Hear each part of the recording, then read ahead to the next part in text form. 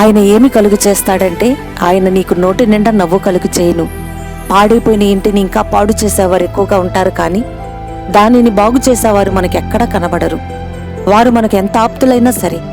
తన నీతికి తగిన పరీక్షలలో ఉన్న యోబు హృదయమంతా దుఃఖముతో నిండి ఆ దుఃఖము తన నోటిని నింపివేస్తే, కాస్త ఊరట కలిగించే మాటలను మాట్లాడి అతని ప్రాణానికి నెమ్మదిని కలిగించకుండా తన ఆప్తులు, దారినిపోయే దానయ్య అందరూ కలిసి వారి మాటలతో అతనిని ఎంత చిత్రవధ చేశారో.